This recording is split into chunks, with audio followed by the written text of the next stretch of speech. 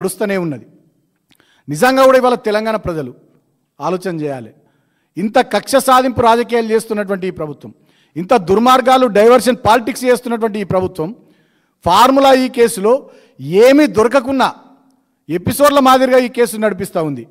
తాపకొక leak ఇచ్చి తాపకోసారి కేటీఆర్ గారిని ఒకసారి విచారణకు పిలుస్తారు, అరవింద్ కుమార్ సీనియర్ ఐఏఎస్ ఆఫీసర్ని ఒకసారి విచారణకు పిలుస్తారు, ఇంజనీర్లను ఒకసారి విచారణకు పిలుస్తారు. మళ్ళీ వాళ్ళ కొత్త డ్రామా గవర్నర్ గారు అనుమతి ఇచ్చారని. ఇవాళ నేను అడుగుతా ఉన్నా, ప్రజలారా ఆలోచన చేయండి.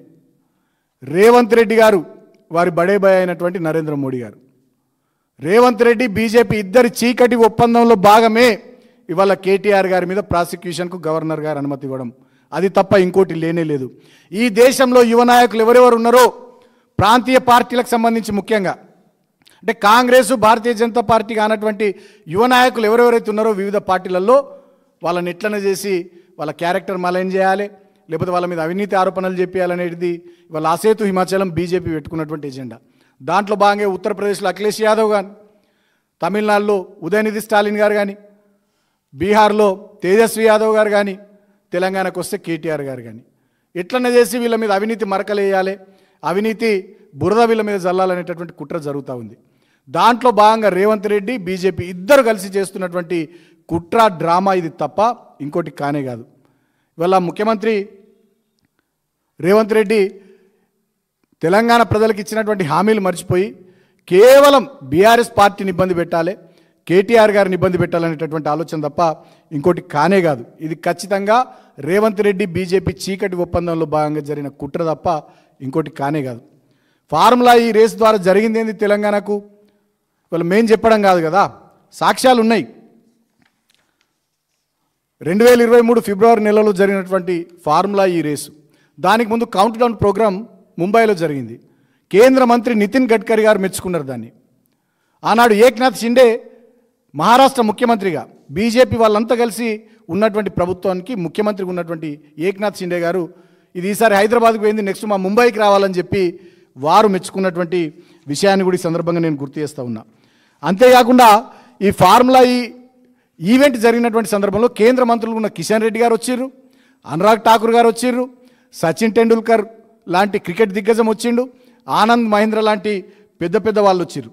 దాదాపు దీనివల్ల హైదరాబాద్ నగరానికి తెలంగాణకు 700 కోట్ల ఆదాయం వచ్చిందని చెప్పి నెల్సన్ అనేటటువంటి సంస్థ కూడా ఒక నివేదిక ఇచ్చింది. అయితే దాదాపు ప్రపంచవ్యాప్తంగా కోట్లాది మంది ఈ రేసును వీక్షించినని చెప్పి కూడా ఒక నివేదిక ఇచ్చింది.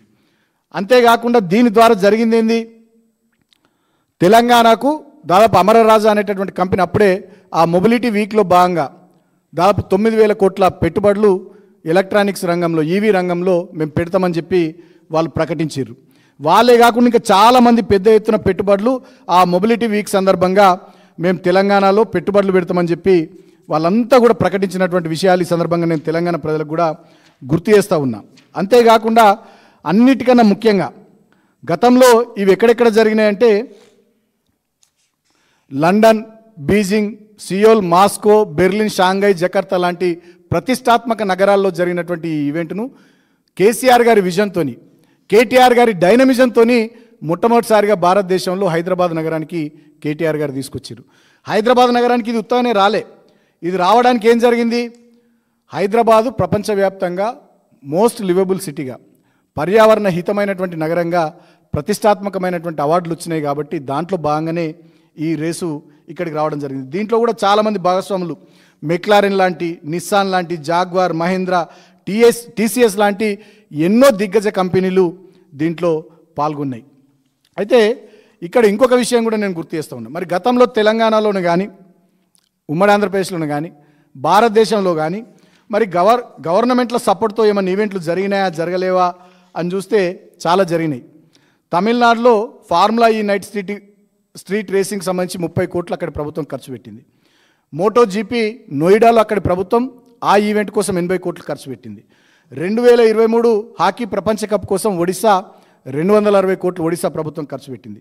Hero inter continental football cup 2019, 2023 రెండు సందర్భాల్లో ముంబైలో అదేవిధంగా భువనేశ్వర్లో జరిగితే మహారాష్ట్ర ప్రభుత్వం ముంబైలో 20 కోట్లు ఖర్చు పెట్టింది, భువనేశ్వర్లో అప్పటి ఒడిశా ప్రభుత్వం 30 కోట్లు ఖర్చు పెట్టింది. రోడ్ సేఫ్టీ వరల్డ్ సిరీస్ 2020లో 2022లో ముంబైలో, ఛత్తీస్గఢ్ రాజధాని రాయ్పూర్లో జరిగినాయి. ముంబైలో 2020లో, అదేవిధంగా ఛత్తీస్గఢ్లో 2022 రాయ్పూర్లో జరిగితే అప్పటి ప్రభుత్వాలు సుమారు ఈ 2 ఈవెంట్లకు 100 కోట్లు ఖర్చు పెట్టినాయి. ఇక అంతెందుకు, మొన్నటికి మొన్న ఇక్కడి రాష్ట్ర ప్రభుత్వం అందాల పోటీలు నిర్వహించింది. మరి ఆ అందాల పోటీల ద్వారా తెలంగాణకు వచ్చింది ఏంది? ఏం రాలేదు తెలంగాణకు. ఆయన మరి దానికి కూడా కోట్లాది రూపాయలు మీరు ఎందుకు ఖర్చు పెట్టిర్రు? నేను అడుగుతా ఉన్నా ఈ రాష్ట్ర ప్రభుత్వాన్ని. అందాల పోటీల కోసం మీరు కోట్ల రూపాయలు ఖర్చు పెట్టిరు కదా, దానివల్ల హైదరాబాద్ బ్రాండ్ ఇమేజ్ ఎంత పెరిగింది? హైదరాబాద్కు వచ్చిన పెట్టుబడులు ఏంది? తెలంగాణకు వచ్చిన పెట్టుబడులు ఏంది? చెప్పే దమ్ము ఈ ప్రభుత్వానికి ఉందా? అదేవిధంగా అంతకుముందు కూడా ఒక ఫుట్బాల్ ఈవెంట్ నిర్వహించారు. హైదరాబాద్ నగరంలో ఒక ఫుట్బాల్ ఈవెంట్ నిర్వహించి దానికి కూడా సుమారు 20 కోట్ల దాకా గచ్చిబౌలి స్టేడియానికి మరమ్మతుల పేరిట ఖర్చు పెట్టారు. దానివల్ల హైదరాబాద్కు వచ్చినటువంటి పెట్టుబడులు ఏంది? తెలంగాణకు వచ్చిన పెట్టుబడులు ఏంది? మళ్ళీ ఈ ఈవెంట్ అయిపోయిన తర్వాత ఇదే గచ్చిబౌలి స్టేడియాన్ని సినిమా సంగీత కచేరీలకు ఇచ్చి మొత్తం నాశనం చేసింది ఈ రాష్ట్ర ప్రభుత్వం. అంటే ఒక విజన్ లేకుండా, ఒక పద్ధతి లేకుండా హైదరాబాద్ బ్రాండ్ ఇమేజ్ని ఎట్లా పెంచాలి, హైదరాబాద్కు పెట్టుబడులు ఎట్లా తేవాలి, తెలంగాణకు పెట్టుబడులు ఎట్లా ఆకర్షించాలనే సోయి లేకుండా ఏది నచ్చితే ఏం చేయాలనిపిస్తే అది చేసుకుంటూ పోతూ ఉన్నది రేవంత్ రెడ్డి ప్రభుత్వం తప్ప ఒక క్రమానుగతంగా ఒక పద్ధతి ప్రకారం. గతంలో మా కేసీఆర్ గారి నాయకత్వంలో కేటీఆర్ గారు వారు ఇండస్ట్రీస్ మినిస్టర్గా, ఐటీ మినిస్టర్గా, మున్సిపల్ అడ్మినిస్ట్రేషన్ మినిస్టర్గా మా ప్రభుత్వం ఆధ్వర్యంలో ఎట్లయితే ఈవెంట్స్ కండక్ట్ చేసి తెలంగాణను ఒక డెస్టినేషన్ హబ్గా, పెట్టుబడులకు ఒక గేట్వే ఆఫ్ ఇండియాగా మేము ఎట్లా మార్చినామో ఇవాళ వీళ్ళు అట్లా చేస్తలేరు. చేయకపోగా అప్పుడు మేము హైదరాబాద్ ఖ్యాతిని పెంచినందుకు, తెలంగాణ ఖ్యాతిని పెంచినందుకు ఇవాళ ఈ ప్రభుత్వం వచ్చి మా మీద కక్ష సాధింపు చర్యలకు దిగుతూ ఉంది. This is nothing but vindictive politics, అంతే తప్ప దీంట్లో ఇంకోటి లేదు. ఖచ్చితంగా ఇది ఎట్లన్నా చేసి కేటీఆర్ గారిని జైల్లో పెట్టాలనే ఒక కుట్ర. తను రేవంత్ రెడ్డి జైల్లో పోయిండు కాబట్టి కేటీఆర్ గారిని జైల్లో పెట్టాలనేటటువంటి ఒక కుట్రపూరితమైనటువంటి ఆలోచనతో రేవంత్ రెడ్డి బీజేపీతో చేతులు కలిపి ఇద్దరు అనుకొని, ఇద్దరు కూడబలుకొని చేస్తున్నటువంటి కుట్ర తప్ప ఇది ఇంకోటి కాదు. ఇవాళ తెలంగాణ ప్రజల్ని ఆలోచించమని కోరుతా ఉన్నా. ఒకనాడు ఈ తెలంగాణ రాష్ట్రం సంక్షేమానికి, అభివృద్ధికి ఆలవాలంగా, నిలయంగా మారింది. కానీ వల్ల కరప్షన్కు కేర్ ఆఫ్ అడ్రస్గా తెలంగాణ మారింది. ఒకనాడు పెట్టుబడులకు స్వర్గధామంగా తెలంగాణ ఉండే, ఇవాళ హత్యలకు, మానభంగాలకు, రౌడీయిజానికి, గూండాయిజానికి ఇవాళ తెలంగాణ ఒక డెస్టినేషన్గా రేవంత్ రెడ్డి పరిపాలనలో మారిపోయింది. కక్ష సాధింపు చర్యలకు ఇవాళ తెలంగాణ ఒక నిలయంగా మారిపోయినటువంటి పరిస్థితి చూస్తూ ఉన్నాం. పక్కనే మా హర్షవర్ధన్ రెడ్డి గారు ఉన్నారు, కొల్లాపూర్ మాజీ శాసనసభ్యులు. గవర్నమెంట్ పోయిన కొత్తలో కొల్లాపూర్లో మా నాయకుడి హత్య నుంచి మొదలుకుంటే ఇవాళ కేటీఆర్ గారి మీద ఫార్ములా ఈ కేసుకు గవర్నర్ ప్రాసిక్యూషన్ అనుమతి ఇవ్వడం వరకు చాలామంది నాయకులను చంపిర్రు, చాలామంది కార్యకర్తల మీద అక్రమ కేసులు పెట్టిర్రు. సోషల్ మీడియాలో ఒక పోస్ట్ పెడితే నెలల తరబడి సోషల్ మీడియా కార్యకర్తల్ని జైళ్లలో ఉంచినటువంటి సందర్భాలు చూసినాం. ఇట్లా రాష్ట్ర వ్యాప్తంగా అక్రమ కేసులతోని, బెదిరింపులతోని, గూండాయిజంతోని, హత్యా రాజకీయాలతోని దుర్మార్గపు పాలన, దౌర్భాగ్యపు పాలన ఇవల్ల ఈ రేవంత్ రెడ్డి ఇందిరమ్మ రాజ్యం పేరిట ఇక్కడ కొనసాగిస్తూ ఉన్నాడు. కేవలం ప్రధాన ప్రతిపక్షంగా బీఆర్ఎస్ ఇమేజ్ పెరుగుతూ ఉంది. కేటీఆర్ గారు ఇవాళ ప్రజల్లోకి పోతా ఉంటే వస్తున్నటువంటి ఆదరణను చూసి తట్టుకోలేక ఇవాళ ముఖ్యమంత్రి కక్ష సాధింపు రాజకీయాలకు పాల్పడుతూ ఉన్నాడు, డైవర్షన్ పాలిటిక్స్ చేస్తూ ఉన్నాడు. ఒకనాడు బీఆర్ఎస్ పని అయిపోయిందన్నారు పార్లమెంట్ ఎన్నికల్లో. పార్లమెంట్ ఎన్నికల తర్వాత బీఆర్ఎస్ పని అయిపోయిందన్నారు. మొన్న జూబ్లీహిల్స్ ఎన్నికల ఫలితాలు చూస్తే 39% ఓట్లతో ఇవాళ మళ్ళా తెలంగాణలో మేమే ఆల్టర్నేటివ్ అనేటటువంటి స్థాయికి ఇవాళ బీఆర్ఎస్ పార్టీ ఎదిగింది. అది చూసి ఇవాళ కాంగ్రెస్, బీజేపీ 2 పార్టీల కళ్ళు మండుతూ ఉన్నాయి. ఇవాళ భారతీయ జనతా పార్టీ దేశవ్యాప్తంగా కేంద్రంలో ప్రభుత్వంలో ఉన్నటువంటి పార్టీ మీద దేశవ్యాప్తంగా కాంగ్రెస్ పోరాటం చేస్తుంది. తెలంగాణకు వచ్చేసరికి అలాయ్ బలాయ్ చేసుకుంటారు. ఇక్కడ భారతీయ జనతా పార్టీ మీద కాంగ్రెస్ పోరాటం చేయదు, కాంగ్రెస్ మీద భారతీయ జనతా పార్టీ పోరాటం చేయదు. ఈ 2 పార్టీలు కలిసి ప్రధాన ప్రతిపక్షమైన బీఆర్ఎస్ పార్టీ గొంతు నొక్కాలనేటటువంటి ప్రయత్నం చేస్తూ ఉన్నాయి. ఇవాళ కేంద్రంలో ఉన్న 2 మంత్రులు తెలంగాణ నుంచి ₹1 తెచ్చే పని చేయరు. 8 మంది ఎంపీలు ఉన్నారు, ₹1 తెచ్చే పని చేయరు. ఇవాళ కాటన్ కార్పొరేషన్ ఆఫ్ ఇండియా కేంద్ర ప్రభుత్వం ఆధీనంలో ఉంటుంది.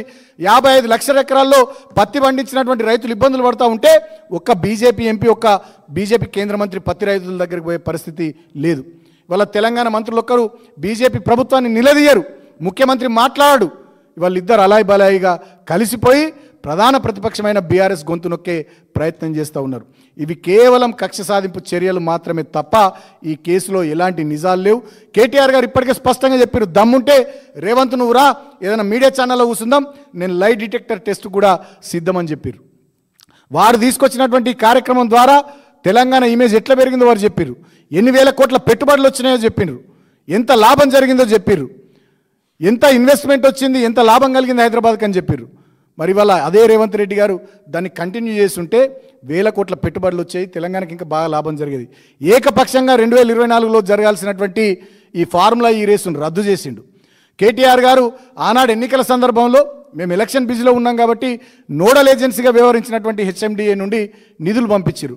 నిధులు పంపించినామని మేము చెప్పినాం అప్పటి ప్రభుత్వంగా, నిధులు మా దగ్గర ఉన్నాయని ఆ సంస్థ వాళ్ళు చెప్పారు. ఇక దీంట్లో కరప్షన్కు స్కోప్ ఎక్కడుంది, అవినీతికి ఆస్కారం ఎక్కడుంది అంటే బట్టగాల్చి మీద వారేయాలి, అవినీతి బురద అంటించాలి అనే ఒక మకిలి చిల్లర ప్రయత్నం తప్ప ఇంకోటి కానే కాదు. ఇవాళ మళ్ళీ స్థానిక సంస్థల ఎన్నికలకు పోతున్నటువంటి తరుణంలో బీసీలకు ఇవ్వాల్సిన 42% రిజర్వేషన్ నుంచి డైవర్ట్ కావడం, అదేవిధంగా ఈ పత్తి సోయా రైతాంగం ఎదుర్కొంటున్న సమస్యల నుంచి రాష్ట్ర ప్రజల దృష్టిని మరల్చడం, బీఆర్ఎస్కు ఈ 2 సంవత్సరాల్లో వస్తున్నటువంటి ఆదరణ, పెరుగుతున్నటువంటి మా కేటీఆర్ గారి ఇమేజ్, మా పార్టీ ఇమేజ్, దాన్ని చూసి తట్టుకోలేక రేవంత్ రెడ్డి చేస్తున్నటువంటి కుట్ర తప్ప ఇంకోటి కాదు. ఈ కుట్రలో బడేబాయ్ చోటేబాయ్ కాంగ్రెస్ బీజేపీ ఇద్దరు కలిసి ఆడుతున్నటువంటి నాటకం తప్ప ఇంకోటి కాదు. డెఫినెట్గా కేసులు మాకు కొత్త కాదు, అరెస్టులు మాకు కొత్త కాదు, జైళ్ళు మాకు కొత్త కాదు. కేసీఆర్ గారి శిష్యులుగా ఉద్యమంలో ఎన్నో ఇటువంటి ఫేస్ చేసినాం. మళ్ళీ కక్ష సాధింపు రాజకీయాల ద్వారా జైల్లో పెట్టే ప్రయత్నాలు చేసిన, అక్రమ కేసులు పెట్టిన తెలంగాణ ప్రజల గొంతుకగా ప్రధాన ప్రతిపక్షంగా డెఫినెట్గా ముఖ్యంగా మా పార్టీ వర్కింగ్ ప్రెసిడెంట్గా కేటీఆర్ గారు 4 కోట్ల ప్రజల గొంతుకగా ఇంకా గట్టిగా నిలబడతాడు, ఇంకా గట్టి కొట్లాడతాడు. రేవంత్ రెడ్డి నీ భరతం పడతాడు. కేటీఆర్ గారు నీ ప్రజా పాలన పేరిట నువ్వు కొనసాగిస్తున్న పాపాల పాలనను తెలంగాణ నుంచి తరిమి కొట్టేదాకా మా కేటీఆర్ విశ్రమించాడు, గట్టిగా కొట్లాడతాడు. 60 లక్షల బీఆర్ఎస్ సైన్యం కేటీఆర్ గారు వెంటుంటుంది, 4 కోట్ల తెలంగాణ జనం కేటీఆర్ వెంటుంటుంది. దమ్ముంటే నువ్వు ఇంకా కేసులు పెట్టుకో, నువ్వు ఏం చేసుకుంటావో చేసుకో, ఎదుర్కొనే దమ్ము ధైర్యం మాకుంది. నీతిమంతంగా ఉన్నాం, నిజాయితీగా ఉన్నాం, పద్ధతిగా ఉన్నాం. 10 సంవత్సరాలు కడుపు నోరు కట్టుకొని తెలంగాణ రాష్ట్ర ప్రగతి కోసం పనిచేసినాం కాబట్టి స్టేట్ జిఎస్డిపి పెరిగింది, స్టేట్లో తలసరి ఆదాయం పెరిగింది, తలసరి విద్యుత్ వినియోగం పెరిగింది, పంటల దిగుబడి పెరిగింది, ఐటీ ఎగుమతుల్లో దేశంలో అగ్రగామిగా ఉన్నాం. అన్ని రంగాల్లో ఇవాళ రియల్ ఎస్టేట్ కానీ, హార్డ్వేర్ కానీ, ఎలక్ట్రానిక్స్ కానీ, ఫార్మా కానీ ప్రతి ఒక్క రంగంలో తెలంగాణను సేఫెస్ట్ డెస్టినేషన్ హబ్గా, పెట్టుబడులకు గేట్వే ఆఫ్ ఇండియాగా కేసీఆర్ గారి విజన్తో, కేటీఆర్ గారి డైనమిజంతో 10 ఏళ్లలో మేము మార్చినాం. కానీ నువ్వు వచ్చినాక ఇవాళ ఆనాడు పెట్టుబడుల కోసం పారిశ్రామికవేత్తలకు మేము గొడుగులు పడితే నువ్వు వచ్చినాక పారిశ్రామికవేత్తల తలలకు గన్నులు పెట్టే పరిస్థితి తీసుకొచ్చినావు. ఇవాళ రియల్ ఎస్టేట్ పడకేసింది, హైడ్రా పేరిట హైదరాబాద్ రియల్ ఎస్టేట్ మొత్తం అతలాకుతలం అయిపోయింది.